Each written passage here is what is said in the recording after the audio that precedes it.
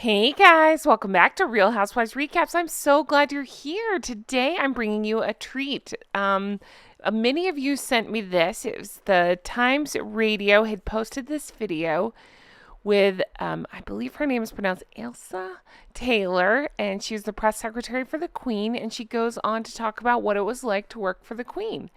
So I thought we could watch it together, react to it. It's something I did on Patreon a little bit ago, and I just wanted to share it here. Let's just have a lovely day and remember Her Majesty the late Queen and enjoy this interview of what it was like to work for her. You can find the uninterrupted video right here on YouTube if you're interested in that, and just be warned that it is just a segment of the interview, the part where she talks about what it's like to work for the Queen, so it just kind of abruptly starts. So let's get into it. 13. But I think what was the amazing thing about the job was no 2 days were the same. You could walk through those gates, and every day I did that. I was never with a sense of entitlement. It was always a sense of oh my golly, how fortunate and lucky am I?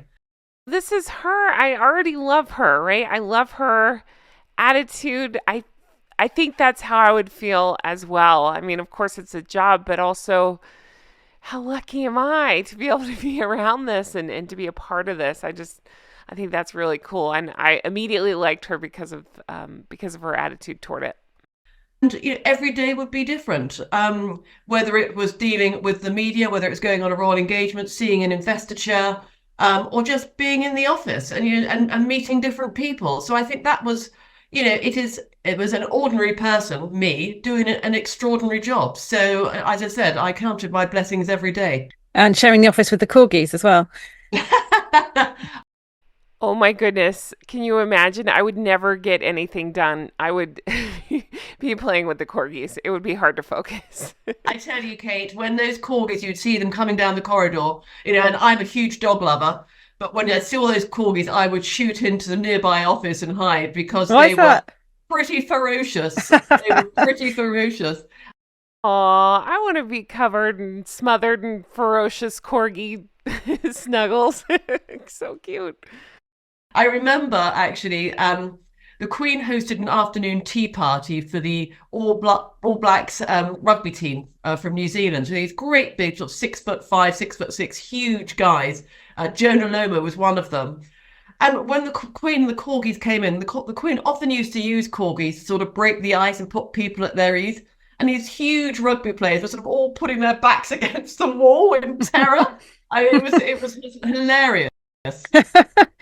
Gosh, the things you must have seen in your job. I mean, how do you kind of sum up that period of your life? Because I mean, every day there would have been some extraordinary VIP in the corridors of Buckingham Palace, or somebody you'd be liaising with, whether it's from kind of President of the United States of America through to, somebody who's been given the honor of going in to see the Queen, who's incredibly nervous beforehand. You're absolutely. This truly sounds like the most interesting job to me. It really does. I didn't even think about that aspect of it.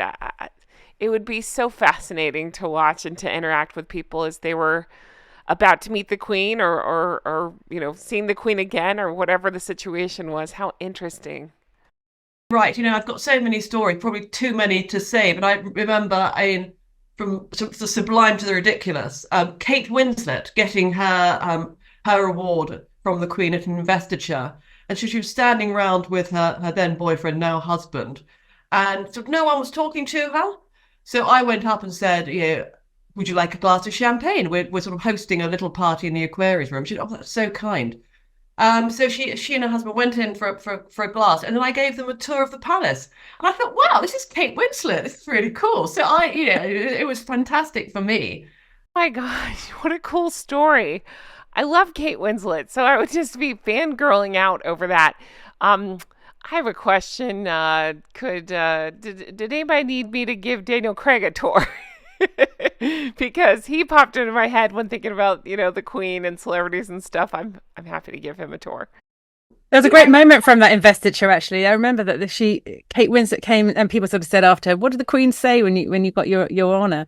And she said, she asked me all about my roles and things like that. She said, oh, I'm also a mum. And the Queen, I think, replied, that's the hardest job of all, or something like that. And I think that was those sort of anecdotes and those little snippets that we sometimes get that people share from their moments with the late Queen were quite revealing, weren't they? Yeah, absolutely. Absolutely. And you feel that you've got a personal bit of information from her as well. So here it is, our monarch, our head of state, but she is or was a wife, a mother, a grandmother, and a great grandmother, which, we can all relate to. But she had, Absolutely. just going back to people you meet, yeah, again, I remember, it just shows her kindness. She was hosting President Obama for a state visit, an incoming state visit. And traditionally, there's a sort of the formal arrival ceremony at Horse Guards Parade with all the, with the troops and the horse-drawn carriages. And then there's an official lunch, but just for sort of the team, so the home team, so the Queen's senior staff, other members of the royal family, and the visiting team with the principal. So we were sort of standing at the pre-lunch reception, and I was chatting to another member of the household. And out of the corner of my eye, I saw the Queen walk towards us with President Obama. And I thought, I wonder who the Queen's coming to introduce him to. And she was getting closer and closer. And she stopped at me. And she said, Mr. President, this is my press secretary.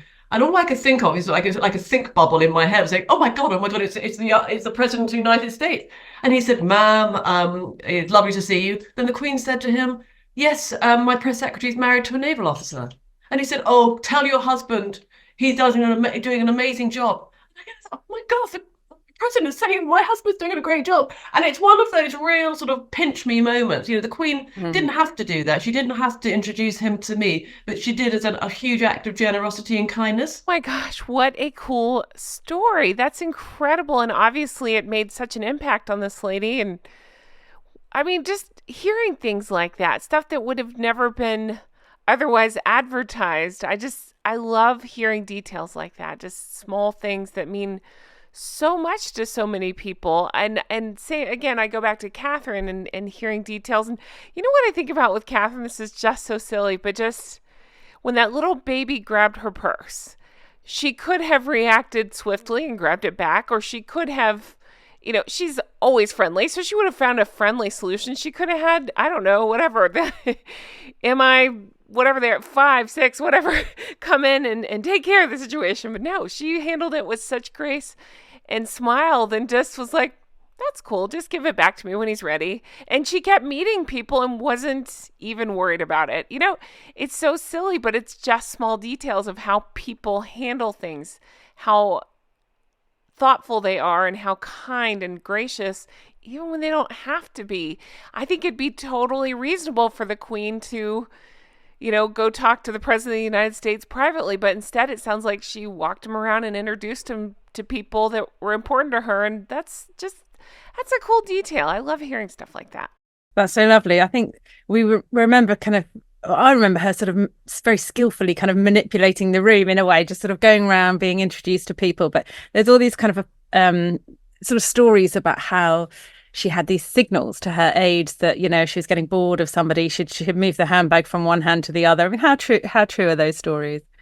I've never seen, to be honest, Kat, I've never seen her do that. But when she's almost got an inner time clock. And she knew when she had to move on. Because, if you're going to have a reception with 500 people, you can't meet all of them. But also you want to sort of sprinkle that bit of stardust to as many people as you can. So sort of equerries were very skillful at seeing where the next group of people were for the Queen to meet.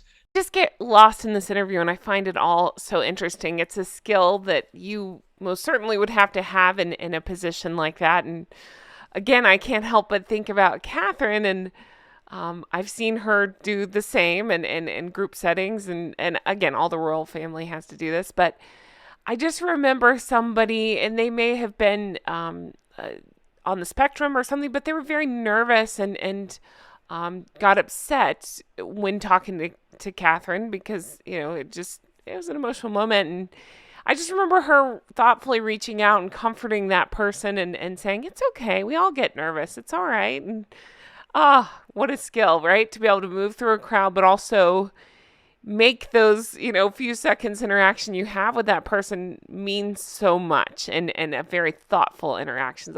I think that's an interesting and wonderful skill to have.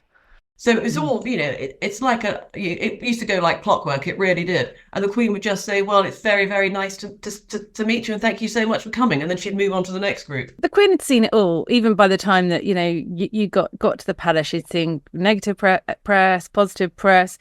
Did she have a kind of sanguine attitude towards it? Was she quite, how was she when you took things to her? Did you have those awful kind of, oh my goodness, I'm going to have to go in and see the boss with this awful headline and make her aware of something that was happening, or perhaps with someone else, another member of the family? How did you have those conversations? And Well, the Queen had all the newspapers brought to her every day, and she would read. I mean, she was vociferous in getting her knowledge and information.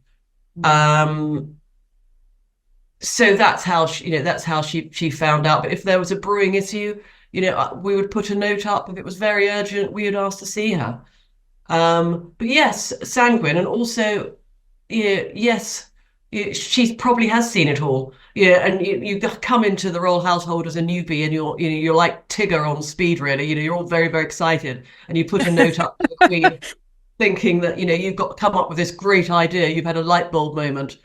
And you probably get a note down saying, yes, thank you, Ailsa. We tried that in 1972 and it didn't work. And you think, yeah, absolutely. What would you remember what that was that you were asking? No, I don't. I've crushed it out of my memory, Kate. It's just that you think actually she won't do. And she said, yes, let's take a punt on it. And I remember we were rebuilding the website. And our fantastic web editor, Emma Goody, came up with the idea of doing a sort of a 3D virtual tour of the palace to give a sort of a taster, a curtain lifter for the summer opening, just to encourage more people to book tickets. I mean, great idea, really innovative. Sadly, not my idea. It was Emma, so she gets all the credit. But there were a few senior members of the household, I won't name who thought this was a ghastly idea, and it took away the magic, and it was too modern, just too awful. So anyway, I put a note up to the Queen suggesting this, and she said, yeah, absolutely, go for it.